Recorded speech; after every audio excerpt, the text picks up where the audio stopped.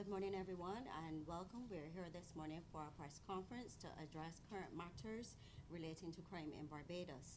We have with us this morning the Attorney General of Barbados, Mr. Dale Marshall. We also have the Commissioner of Police, Mr. Richard Boyce, and we also have in attendance Senior Superintendent of Police, Mr. David Griffith.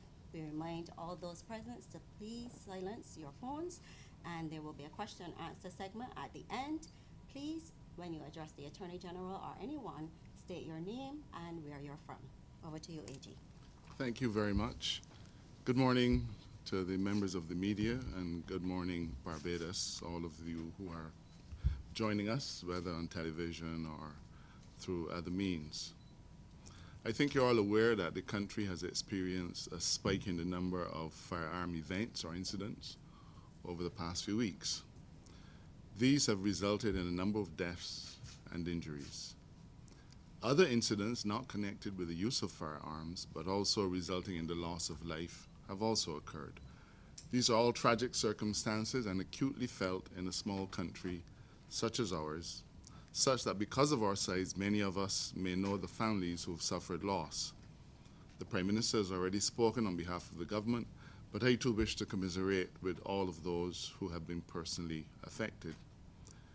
You will note that I have referred to this increase in firearm crime as a spike. I use this term deliberately because that is exactly what it is, a sharp increase in numbers over a short period of time. This is not an indication that Barbados has descended into a state of chaos or outright lawlessness. We have dealt with spikes in crime before, and effectively so. Crime as a whole is always a source of great concern, but firearm-enabled crimes are of particular concern to the Barbadian public because of the fear that this kind of crime engenders across our communities. Government is not unmindful about the disquiet this continues to generate. And so this morning I'm going to try to contextualize the issue, highlight what some of these main issues are, and outline what the government is doing to address the matter. But before proceeding to do that, let me provide a synopsis of the statistics relating to murders and firearms that have been provided to me by the Barbados Police Service. This is not a numbers exercise, but it's important that you understand what we're dealing with as a whole. I start with murders. In 2017, we had 30 murders. 23 of that 30 was by use of firearms. In 2018, we had 28 murders. 18 of those were by use of firearms.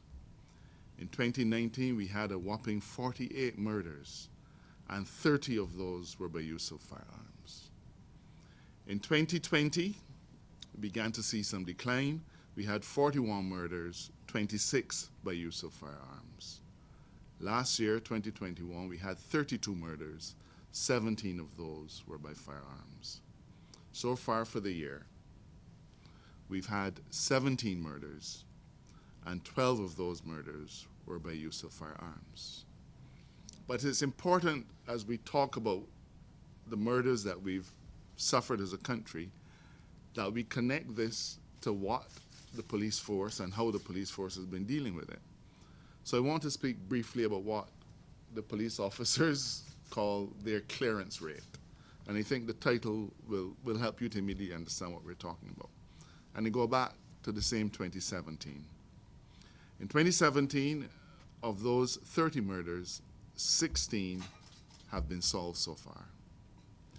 In 2019, of the 28 murders, 19 have been solved. That 19 amounts to 68%.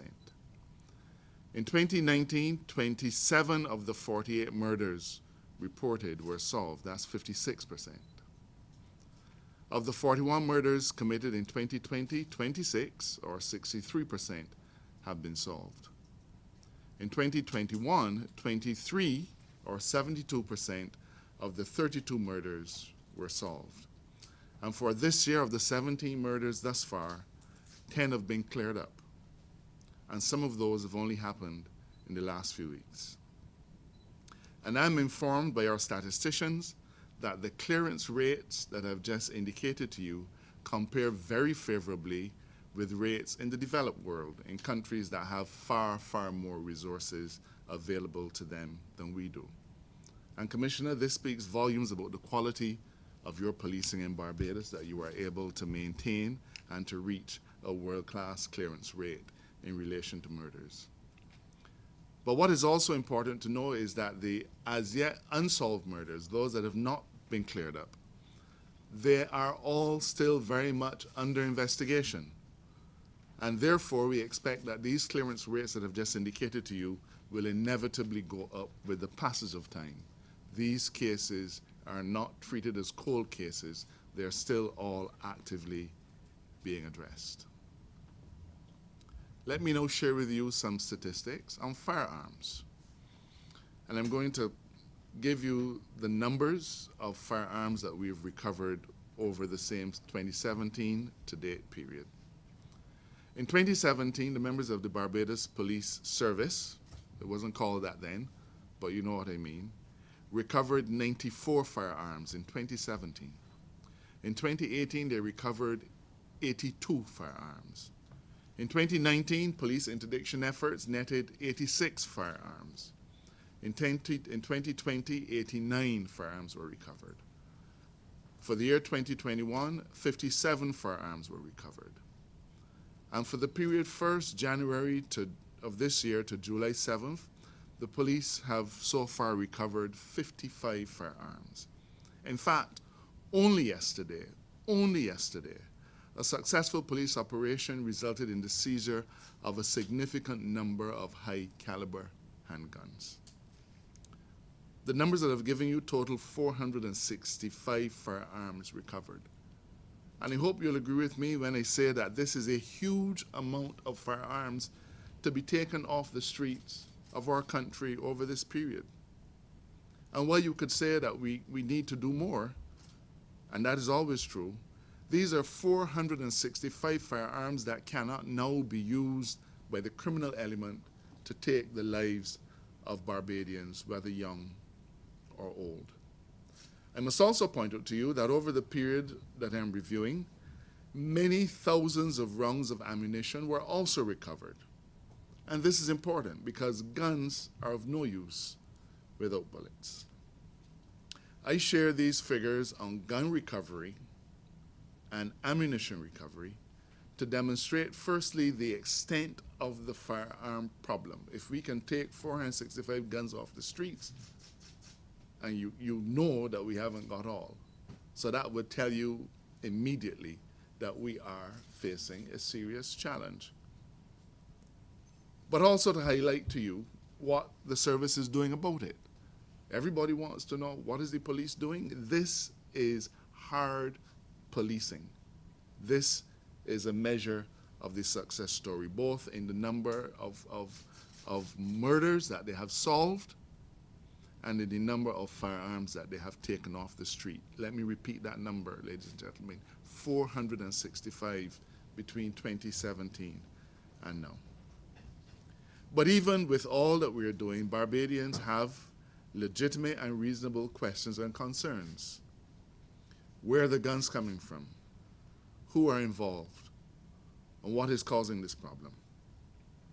Many commentators have weighed in on these issues, and it is clear that it requires a continued thorough analysis so that we understand always the many variables, including the causes.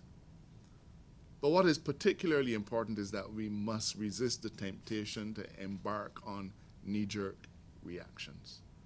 And the Commissioner and his High Command and myself as Attorney General share this perspective.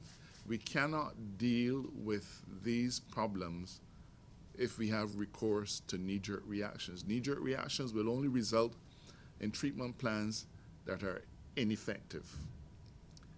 On the other hand, interventions that are based on data, intelligence, and sound analysis is the far better approach. And this is the approach that my ministry and that law enforcement has taken. A full analysis of the data going over the years is ongoing. But we can say now, and perhaps we've always been able to say without fear of contradiction, that there are several strands to this problem and that no single factor will resolve it. Barbados does not manufacture guns. And this means, therefore, that illicit transportation and smuggling is a serious concern for us. Across the world, especially in our hemisphere, there are different legal systems. Some countries have weak border controls. But there are also the issues of different cultural practices around firearm use. You can immediately think of the United States, where there is a prevailing view that everybody should be entitled to have a firearm regardless of any risk that's associated or directed towards them. So these are all matters that affect how we receive firearms in Barbados, because if they're easily available in our other jurisdictions, then they are readily available for illicit importation and smuggling into Barbados. Ladies and gentlemen, while it is not a consolation, as I speak with you, every country in our sub-region is battling with the specter of increased firearm use. It's not a consolation, but it means that we have some common factors that are attending our societies. And I can reveal to you that only in the last few days, one RSS member state, and that is a member state of the regional security system made up of the OECS, Barbados, and now Guyana. One RSS member state has asked for assistance under the RSS treaty so as to be able to deal with their spike in vicious crime. And the commissioner has assured me that he's going to be able to lend that particular territory a few of our officers to be able to bolster their own policing efforts. I mention this to demonstrate the scale of the problem, but not at all to concede or to suggest that we have any inability to tackle it. The strategy that the enforcement agencies have adopted with the full support of government is based on initiatives to address the supply and demand for guns. On the supply side, there are a number of interventions that we've undertaken to reduce, eliminate, block opportunities, block methods of importation, and block the trafficking in guns. On the demand side, there are other state interventions that are directed towards reducing the demand. If we want to start with looking at the supply side and those things that we've done, some of them are well known to you. You will know that we've spent considerable amount of resources over the last few years to address coastal surveillance and to strengthen our detection systems at our ports of entry. To be candid, I have to tell you that there have been periods in the past when these assets have not been in working order, and have not been in working order for extended periods of time, in some instances well over a year. Now, if our ability to detect firearms coming into Barbados is so significantly hampered because assets are out of use for a year and a half, then you can only imagine what number of guns could have come in at that time. In those circumstances, therefore, it has been a challenge for our law enforcement agencies, simply because at our ports of entry, our guard was significantly down. The other issue, and I can speak specifically about the scanners. You'll recall that when we came to government, there were no functioning scanners at our seaport. And we spent many, many millions of dollars to deal with that particular issue.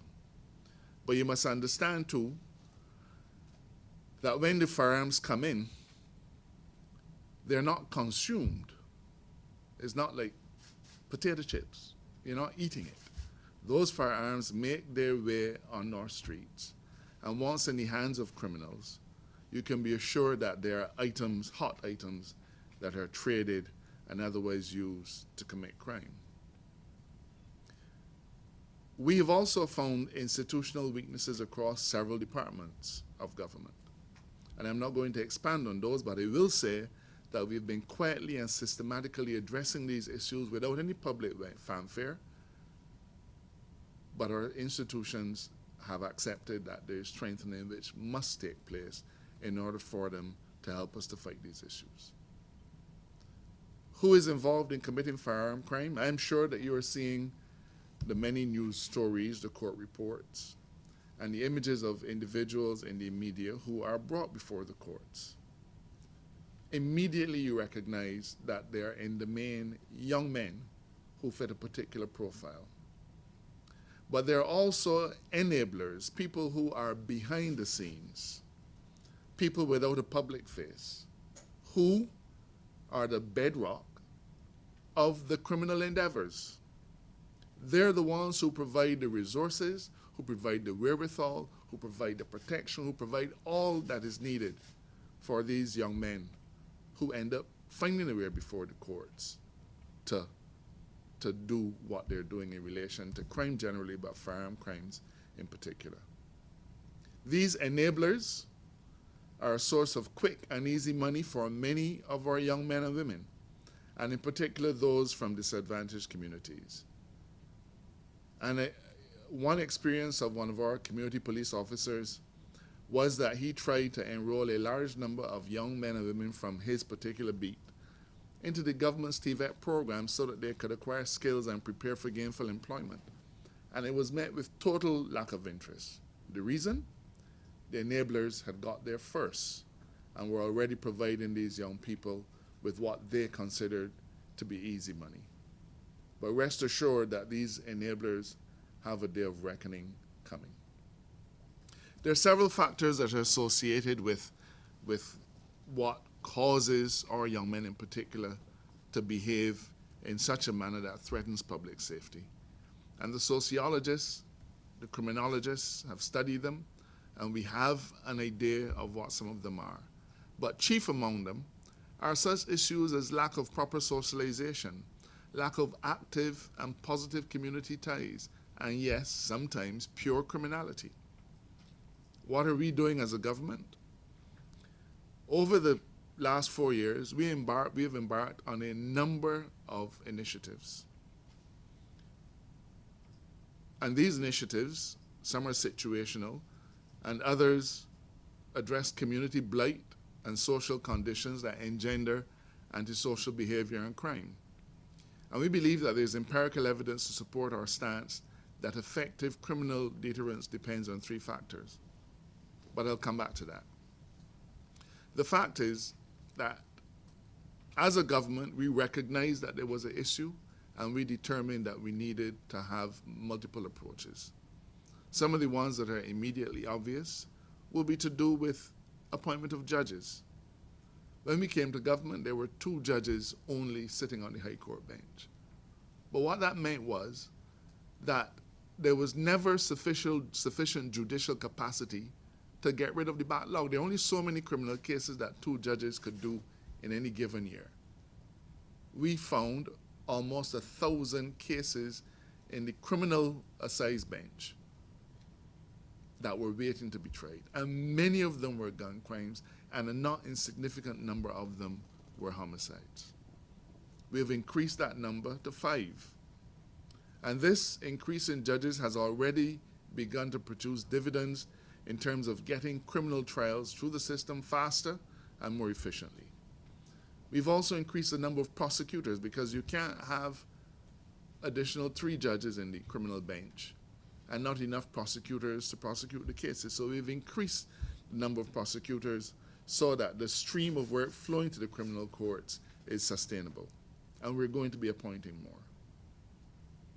In relation to our support for the police, and Commissioner, you know that these issues cause you sleepless nights, and all of your officers. And I also know that your officers make a tremendous amount of sacrifices to be able to keep pace with the requirements that are caused by these firearm crimes. But I'm happy to say that we've given the police every single thing that they've asked for. We've given them massive support, expenditure on equipment and expenditure on facilities. When we came to office in 2018, the annual police budget was $99 million. We have steadily increased that budget to today's $114 million. In the face of COVID, in the face of having to deal with Hurricane Elsa, in the face of everything, we've made sure that we gave to the Barbados Police Force all of the financial resources that they needed. And they have responded well to this support. Almost every day, as you can tell, I'm briefed on gun seizures, and you will see the images that they share publicly from time to time. But then there are also the government's efforts to deal with the social conditions that are in our communities. We have a number of inner city communities that have said to us, we feel like we do not belong to Barbados. Their living conditions have been allowed to fall into a state of almost embarrassment. And we've taken a decision as to how we're going to deal with improving that housing. Things like drainage. These are communities that flood every time the rain falls. These are communities where the community centers have been shut up for years.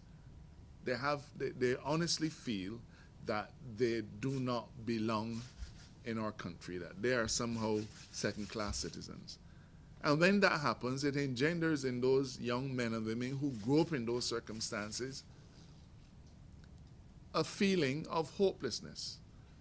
And we've taken specific decisions and targeted decisions to try to deal with those issues.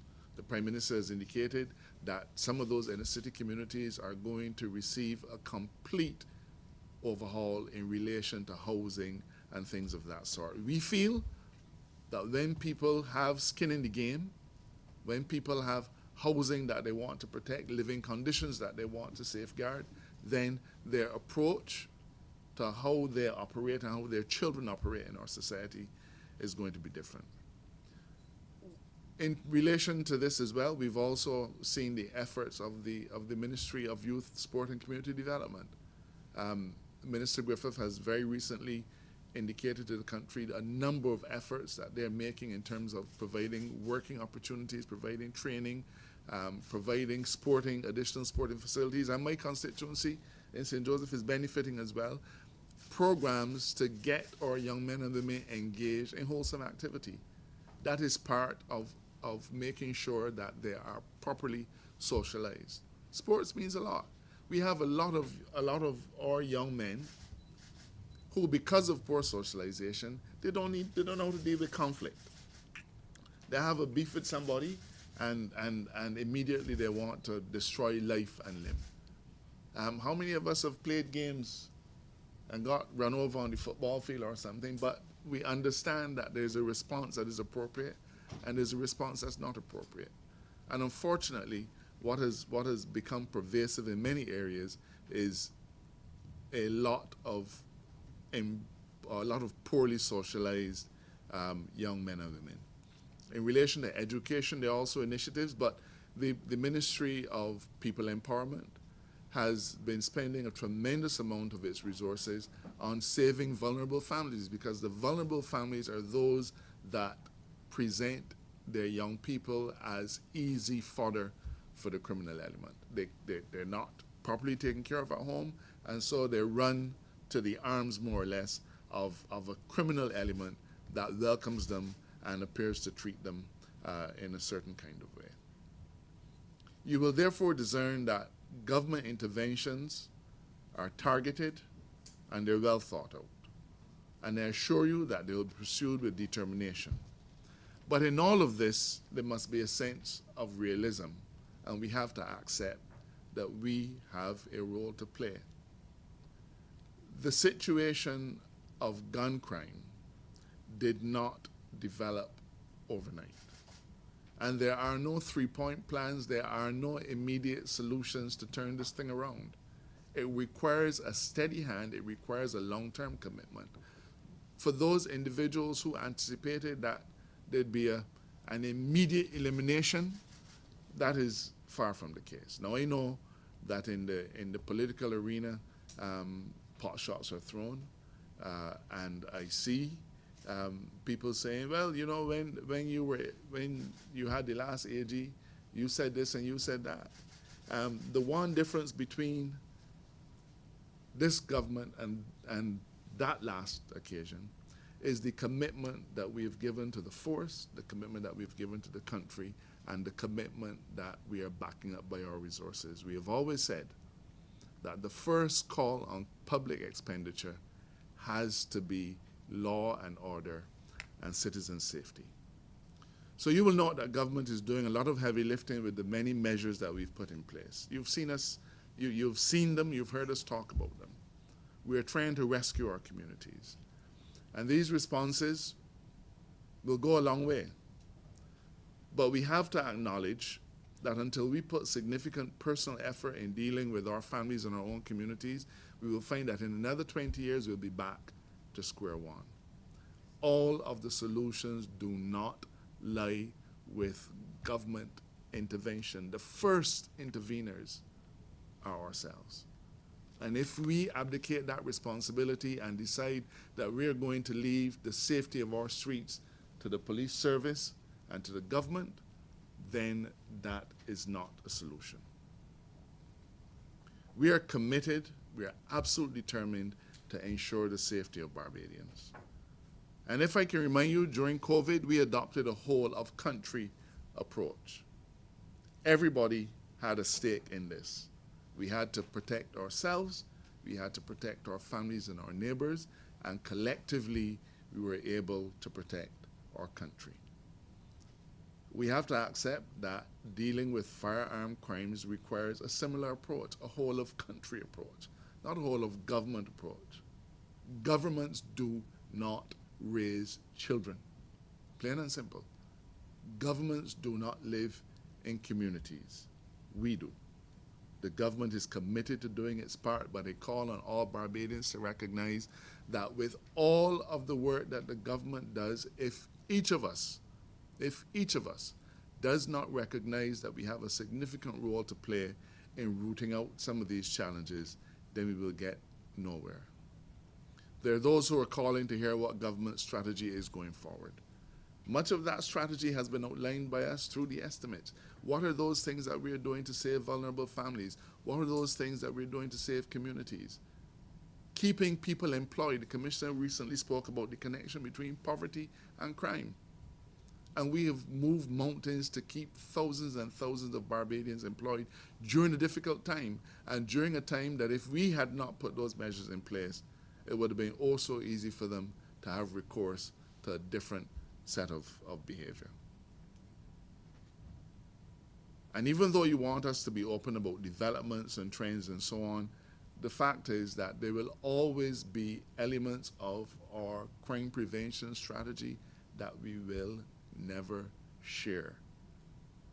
But understand that if you are in a boxing match, you do not tell the person you're fighting with which punch you are going to throw next. And I'm sorry to put it in those terms, but for those who are calling, I want to hear the strategy. The strategy has been laid out time and time again. We are making sure that the Barbados Police Service is best in class. We've invested vast amounts of money in training, and that training continues, Commissioner, into this year and into every year, because we're making sure that a deficiency that has prevailed for quite some time is solved. We're giving our police service all of the technology that they need, all that they have asked for. Everything that will make the police service the best force in the region has been provided to them. Those are all elements of the strategy. Making sure that our judicial system is responsive and works, that is a difficult one, but I assure you that it is being worked on assiduously. We are getting rid of some of that backlog of crime. One particular judge only deals with firearm crimes, Mr. Justice Graves. When we only had 2 judges on the criminal bench, there was no way you could adopt that kind of approach. So don't expect us to tell you what our strategy is, but be assured that there are some elements that we will, there are things that are happening, but there will always be some things that, in terms of details of our strategy, that we will not share with you. A word of warning to our young men, because they're all young men, who by their action have been threatening our public safety. Your numbers are few. The people of Barbados are many. You cannot and will not win. You will not be allowed to drive Barbadians into their homes and away from their normal pursuits out of some fear that you have our streets and our communities hijacked with guns. You few villains will not be allowed to make any further inroads into our communities. You will not be allowed to take over our streets. You will not be allowed to disrupt our daily lives and our livelihood.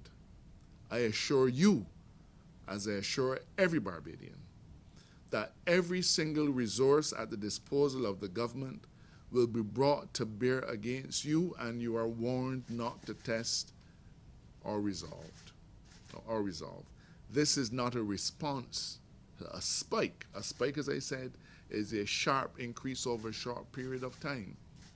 But this is a general response to those individuals who feel that it is all right to parade around Barbados at a fete with a gun. It is our response to those individuals who care nothing about life. It is our response to individuals who feel it is all right to go into a community and start shooting.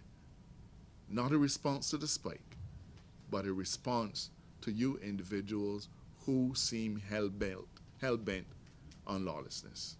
I'd like to invite our commissioner to say a few words at this point.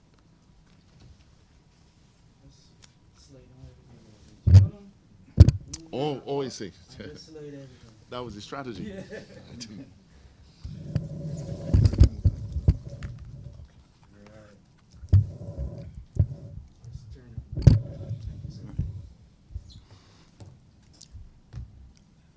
Good afternoon, everyone. Commissioner of Police Richard Boyce.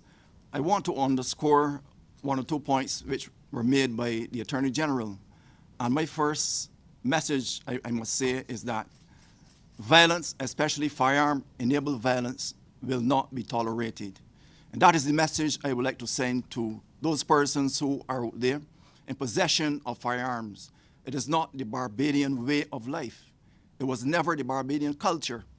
So I want to re-emphasize that message, that wherever those guns are, the members of the Barbados Police Service will be out and about taking those weapons out of those persons' hands. So that is my first clarion call to persons, especially those young persons between the ages of 19 and 35 who are well bent on committing that sort of fear in persons' mind.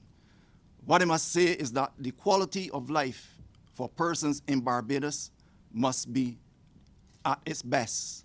Persons must be allowed to move freely about communities, doing their businesses, whether it's school, whether it is having a lime, football, wherever it is. Persons must go unimpeded and real relaxing in their way of living, their mode of living about.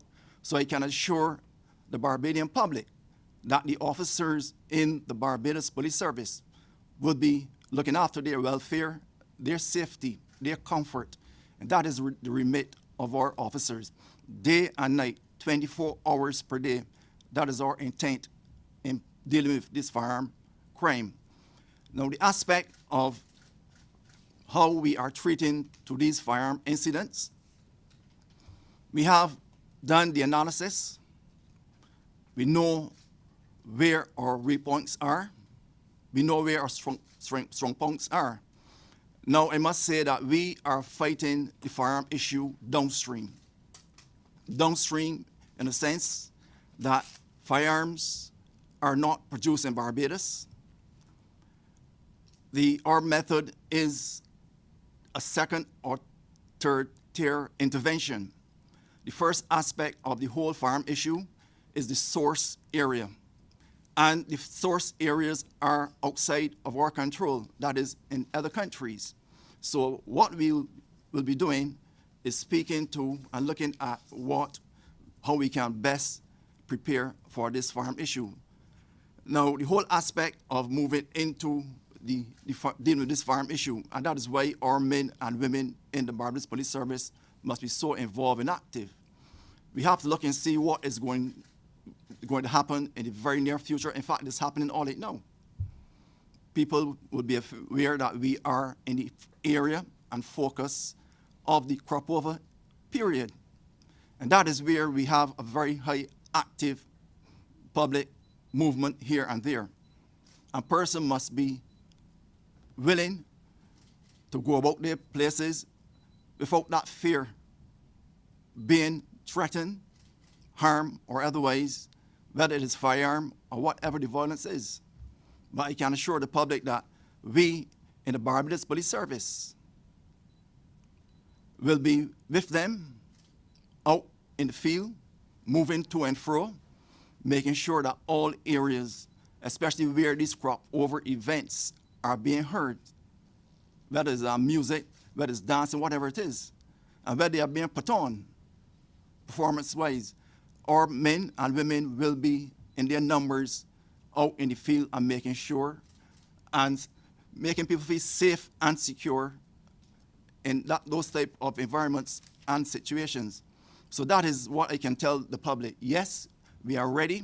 Our numbers are engaged. We are in that mode for giving that quality police service to all members of the public.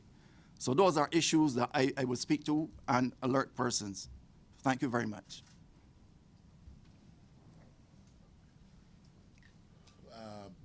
We'll now take a few questions. Mr. Attorney General. Age. Well, I didn't say they were beauty, I just say age. Emmanuel Joseph from Barbados today. Much of what was said this morning and into this afternoon had to do with after the fact. We had a whole set of stats on what has happened after the guns have arrived, and very little about what is happening at our borders or ports of entry in terms of the guns arriving. Nothing about that in terms of, have you been seizing any guns at the port? Let's go back to 2019. Permit me with the former commissioner of police use the word corruption, and he said that there were officers at the border, and he's not talking about police officers, who were involved in corruption in terms of the guns coming in, and he called on the good ones to call out the bad ones. I want us to focus on what is exactly happening at our ports in terms of stopping the guns from actually reaching our streets. Couple of things have been happening. I'm glad you asked for this particular perspective. But before I get to that, let me just say, part of our strategy involves dealing with our source markets. And I suppose it's a curious thing to call an illegal product to say that it has a source market, but I should perhaps say source country. And we have settled on an MOU with certain specialized United States agencies to do a number of things which will assist in our mutual ability to deal with the illegal trafficking of firearms. Obviously, you've seen in the press a number of stories in relation to firearm traffickers in the U.S. We are intent that we are put in a position to be better able to deal with those things in a cross-border way. We're also going to be, as a result of that MOU, looking at increased training of our customs officers. Believe me, we know that the criminal element is extremely resourceful, okay? And there are certain characteristics of firearms that they rely on. They know they can be taken apart. They ship them in multiple things. And what is important to us is to make sure that our officers or border protection agencies are fully able to spot them when they see them. In relation to, so that will take care of training and cross-border cooperation, and we're looking forward to having that particular MOU signed with those specialist U.S. agencies. The commissioner has signed off on it, and it has gone back to the U.S. Embassy, and that has to come into play from there. In relation to statements made about individuals at our ports of entry, I'm going to be careful in my response. I do not imagine that there is any segment of the Barbadian society that does not have some bad apples in it. Any.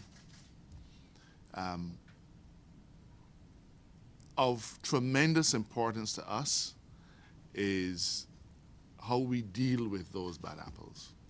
One of the things that the government is trying to wrestle to the ground is the issue of truth verification, also known as polygraphing.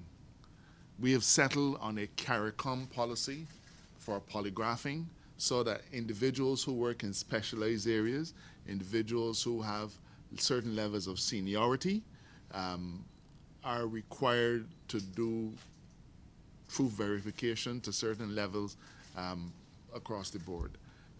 We are trying to come to reach an accord with the various unions to be able to fully implement that truth verification strategy across our service, our public service. The fact is that if you are subject to truth verification, to polygraphing, then it allows us to be able to decide where we put whom, to weed out one person or the next. The police service regularly does truth verification on its members, and I've asked them to heighten it. There are parts of government where you do not get hired today unless you first go through a polygraph test, okay?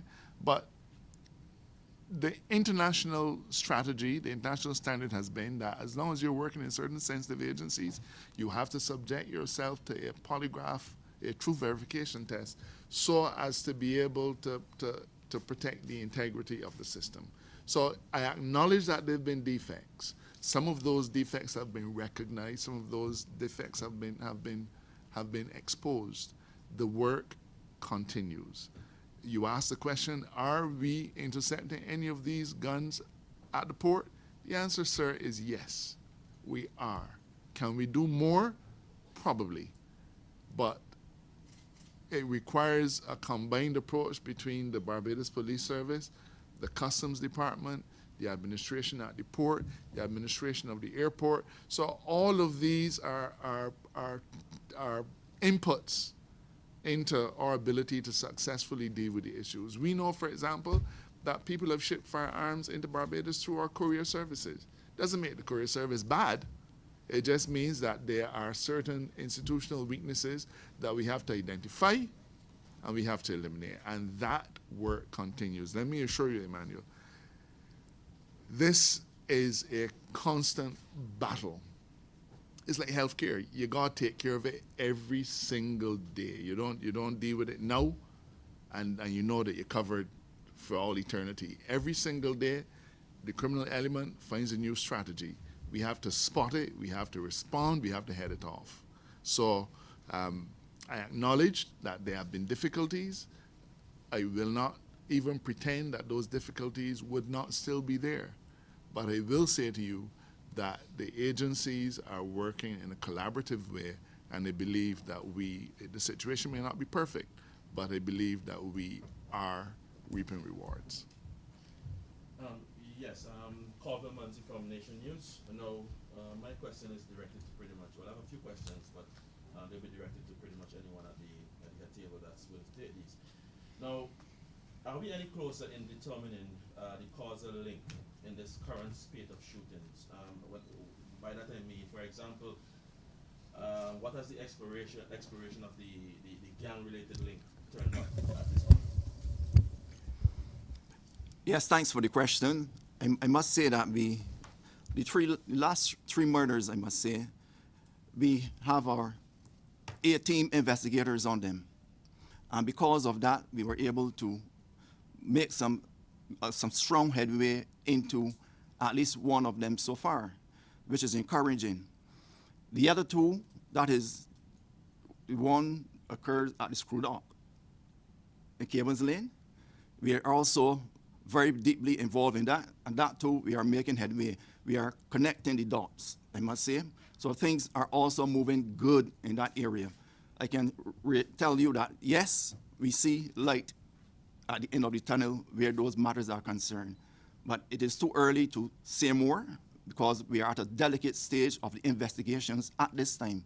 So to go any further would probably shoot ourselves in our foot. So they will have to pull back where that is concerned. And a second question from me. Now, we had a period of quiet during the curfews. And obviously, no one is suggesting that we could have kept those curfews forever. However,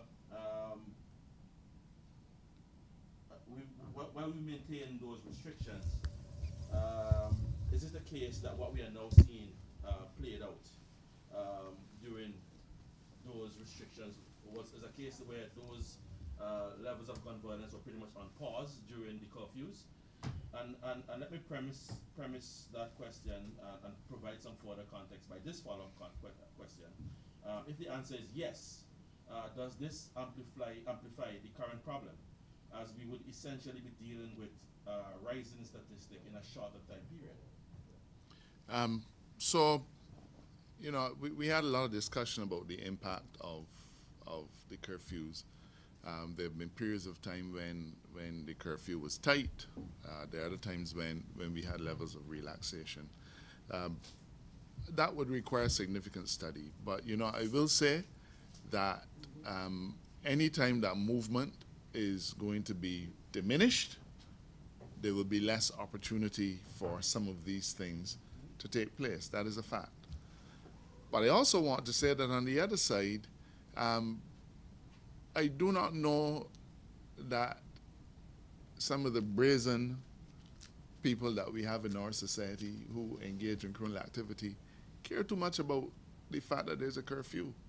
A man who is prepared to go into a public place and shoot somebody, either in broad daylight or at night, is hardly likely to be affected by the fact that, well, you know, we have a COVID curfew, so I'm not going to engage in criminal behavior.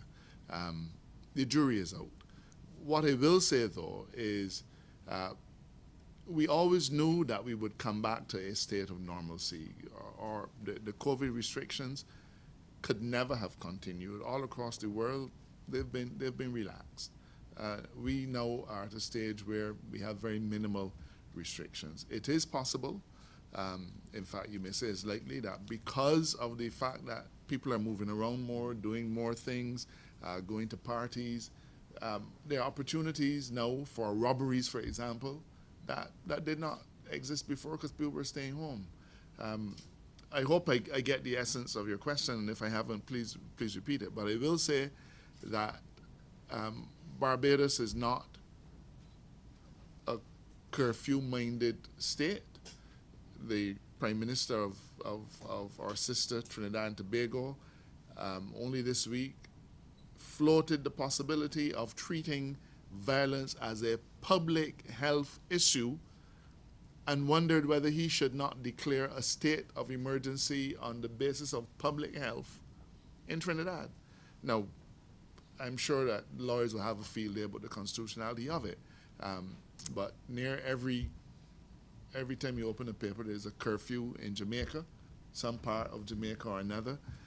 That is not where Barbados is, and I want to remind you that we are not at a place where there is out and out lawlessness. We are not. The numbers, and it's not a numbers game, but I don't think in 2019 when we had 48 murders, over 30 of them were by firearm, nobody was talking about the prospect of shutting down the country so as to be able to dampen that. In 2017, you had 30 murders, and of those, 72% were by firearm. So I can say to you as Attorney General that while we look for the correlation in everything, certainly if this is where you're going, it is not the view of the Barbados government that we are in a place where we need to resort to curfew to deal with a spike. This is a spike. It is a sharp increase over a 2-week period, not a state of out-and-out lawlessness. No, actually, I wasn't suggesting that a return to the curfew would be in order. What I was questioning our statistics, our 17 murders in this period, given the fact that during the period of the curfew was, some might argue, was essentially discounted given those restrictions that were in place. are we dealing with a rising statistic in a shorter time frame? I don't think that we're in a position to say that at this point. It'd be better able to say that at the end of the year when we see what the numbers for the year are. But in 2020, where we were deep in the curfew. 2020, that's when we shut down for COVID. In 2020, we had 40 homicides, and that is when as of March 27th, Barbadians had to stay within my now popular word, curtilage. Couldn't go anywhere. We were shut down for 75% of 2020 and still managed to get homicide rates in the 40s. So we have to wait and see. I maintain, though, that this is a sharp increase over a short period of time. At the end of the year, we'll be better able to say whether there's any correlation. Adri, Yes, Shane please. from CBC. You guys reiterated the point that you're fighting it downstream, that a lot of the things happen overseas territories, and what we can do is what we can manage when it gets here. You also indicated that our assets, you call them to detect the guns coming in, some of them have had issues, some of them being In the past. for over a year and a half. In the over past. a year and a half. This has not been in the last 4 years? No. Now, when we came to government, we found that there was no working scanner at the port for 18 months. It took us a while because we had to purchase additional scanning capacity, but that we spent millions of dollars at the start of an MF program to make that investment and also to bolster other security measures at our ports of entry. And we believe it has reaped dividends. But at no time since we installed these scanners, did you have any extended period of them being down. There may have been once or twice when it might have been out for a day because of a technological glitch, but the servicing team would have come in and wrapped it up. But I'm sorry, I just got ahead of you. I don't think you finished your question. No problem. So that's good. Commissioner, from what you have been seeing, when we saw the murder in Long Gatson Phillip a few days ago, Long Bay. In Long Bay, yeah. From the result from the responses and some of the reports we've been hearing from the people in the area, it seems like if the shooters went in there, shot wildly. The owner said somebody went in the bathroom, shot somebody, went outside, shot somebody. Is there any fear that, and it reminds us of some of the reports we have been seeing from international media in terms of mass shootings, when there's no apparent real target. Is there any fear of any copycats? Barbadians now seeing things and are shooting people just well and willy-nilly? No, nothing to suggest such mass shooting intent in Barbados. We did our early analysis of what occurred, and there's nothing to link it to what is happening in the U.S. of A and other countries. Nothing so far. Mr. Attorney General, question? Oh, sorry. Oh, I thought it was called again. Go ahead. Ricardo Roberts from Starcom. Yes. Almost sound the same. Yeah, you do. Ricardo Roberts from Starcom Network. Your response to a statement that the DLP president, Dr. Yearwood, made about the government not placing priority on the issue of crime over the most recent period. Your response to that? I think it is plainly inaccurate. It doesn't gel with what we know we've been doing. I've just pointed out to you that we've steadily increased the police budget to $114 million this financial year. Okay? This financial year. Now, if you think about the fact that other ministries have had their budgets slashed.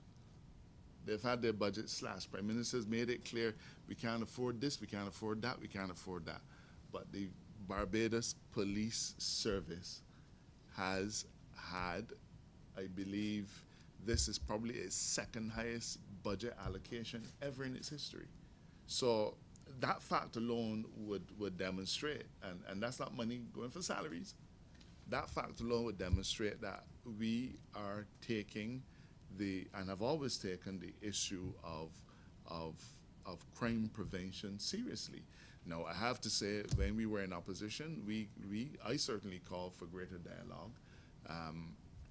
We've always dialogued on the issue of crime, and I hope that an opportunity would arise for us to have that discussion with the leader of the opposition. But, well, sorry, shouldn't call him that, should I?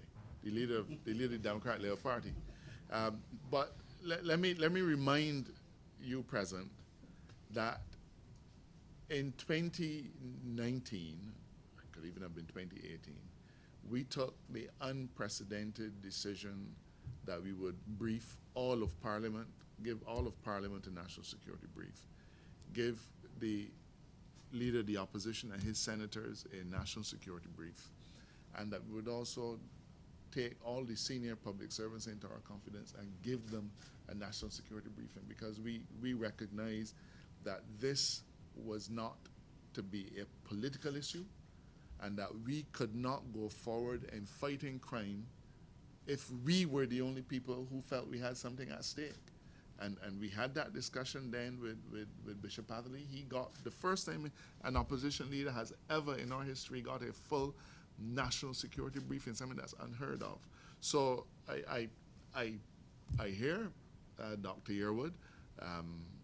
I almost anticipate that is what he would say, but I don't think that the facts on the ground, the equipment that we're giving the police service, all of these other things that we're doing could even remotely demonstrate that we are not taking the issue of crime seriously. And I'm happy to talk with him if he wants. Actually, he did extend it. The AG, He extended an invitation to me? Yeah. That's very kind of him. Mr. AG, let's take you back to a statement you made. You said the enablers have a day of reckoning coming. Yes, sir. And you described them as faceless. It sounds like something that I've heard before, in the sense that... Tell me where and when. Well, Not from me. It sounds like something I've heard before. Okay. But my question is this just a wish of yours, or is this something you have some sort of evidence or some information that would make you come to that conclusion, that you soon from now or whenever you can put your hands on these enablers? Listen, I have had the privilege of being Attorney General on 2 occasions. No. If there's one thing that has been a constant, is the fact that investigations are painstaking, time-consuming, and expensive operations. This is Senior Superintendent David Griffith, and he can tell you that occasionally, if you're lucky, you will have a break, and you will, in a matter of days or so, be able to say this one is solved, that one is solved. And we have a high clearance rate in relation to murders, okay? But let us not fool ourselves. The kind of enablers that we are talking about are those individuals who are operating or trying to operate anonymously, who are operating behind the veil. But let me be frank with you. When you see that there is a shooting, okay, and you say, well, they have got this man and he's been charged with the shooting, and you say, well, that one is done, the police's job is not done, because they know only too well that you may have caught, they've caught the shooter, but the person or the system or the crime apparatus that spawned that shooter, or the crime apparatus that is behind that shooter. Because often those shooters are disposable, they're dispensable, they're the end of a criminal line. So when they get caught, the police know that they still have a major undertaking trying to dismantle the system that spawned him. So I'm not telling you that we have Al Capone and that kind of thing in Barbados, but the fact is that we know that they are call them gangs, call them whatever you want to call them, okay? But often the people that do these things and that are caught, they're the ones at the end of the tail. So you may say, yes, we've captured this guy, that murder is solved, but what is it that spawned the murder? Who did he shoot that person on whose behalf did he shoot that person?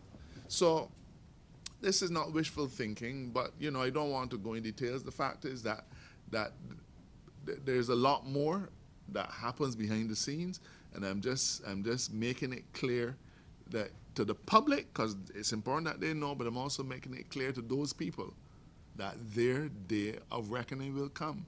But investigations are slow, they're painstaking, and we have to use every method that is available to be able to get where we need to go. I don't want to say anything more than that. Before we go on, just note we'll have 2 more questions and then we will wrap up.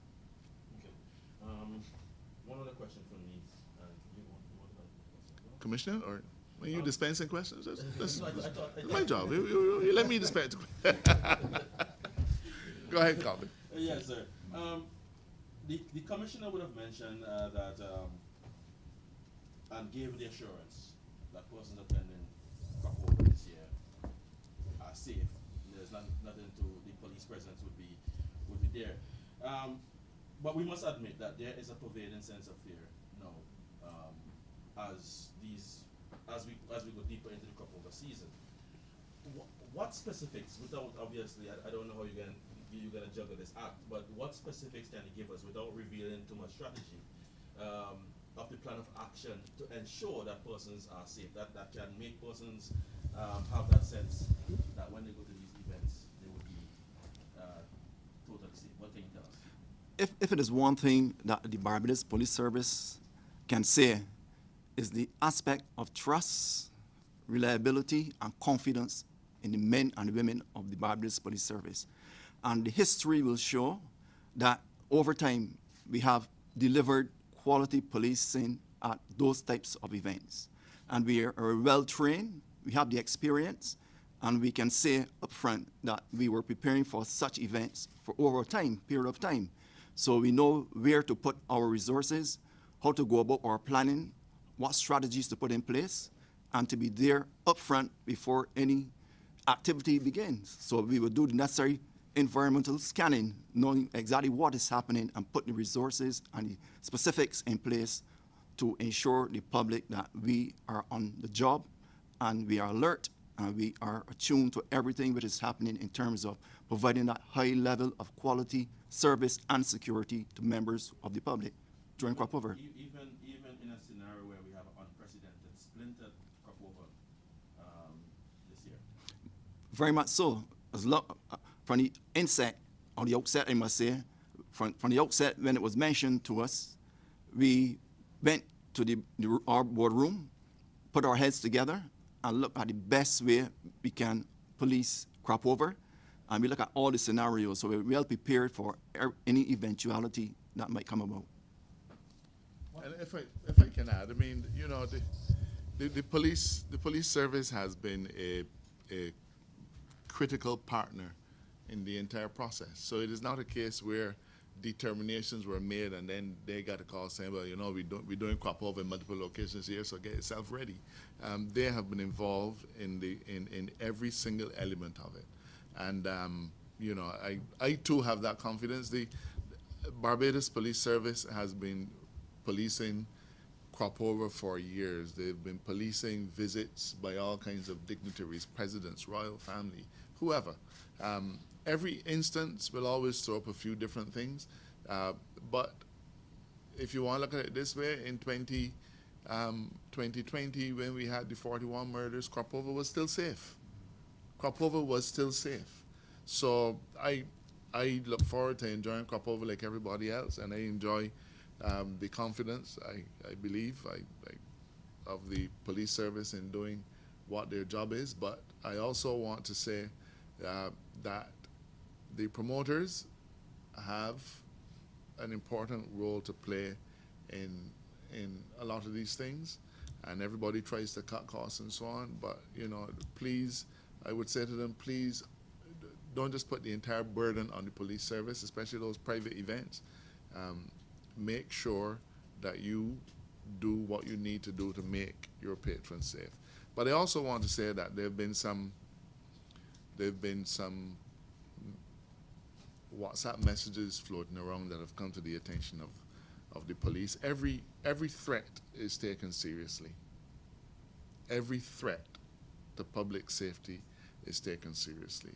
But at the same time, we don't want Barbadians to develop a siege mentality or to become hysterical over every little thing. The police are on the job, they're doing the job.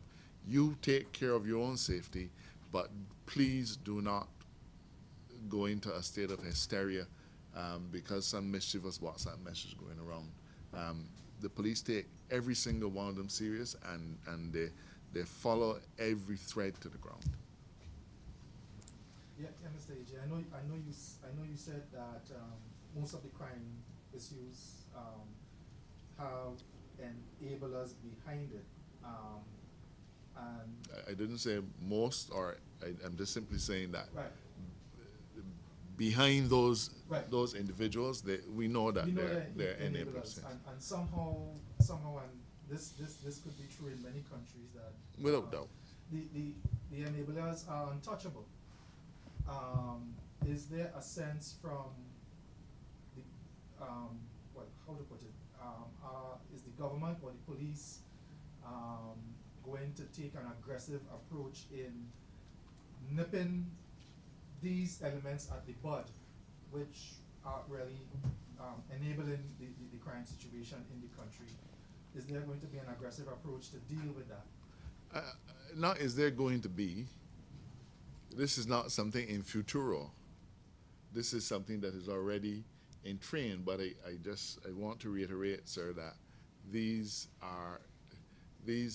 things require painstaking, highly confidential, diligent application. The commissioner said that his 18 investigators, that's a big number, no? That's not the kind of number you've ever heard before. On these 3 homicides alone, he has 18 investigators dealing with nothing else, day and night. Okay?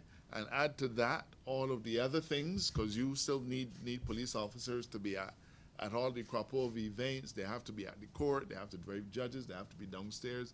So we have a force of just over 1,200 people. But while we may not be able to throw vast amounts of resources at particular issues of any kind, rest assured that that work is going on. Okay, well, ladies and gentlemen, let me thank you very much for joining us. I think this is an important occasion for us. It's important for us to talk to Barbadians. It's important for them to understand some of the issues that face us. I think at the end of the day, Barbadians are reasonable people and expect reasonable responses. And the government, I'm satisfied, the government that I am involved, I'm a part of, has been delivering those reasonable responses. I want to ask again that Barbadians recognize that individually and collectively they have skin in this game, and they have to join with us and help us to protect our families, our societies, our homes. The next person that gets shot might be one of us, might be one of you. Are we doing something to make sure that that risk is minimized? The Barbados Police Service has been doing an amazing job, and perhaps my final comment would be to say, Commissioner, on behalf of all of Barbados, let me thank you, your men and women, the civilian staff of the service, for serving us diligently in the way that you have in difficult circumstances. And I want all of Barbados to respond to that hard work by taking the police into their confidence and working with them wherever possible to make sure that we get a good result. Thank you.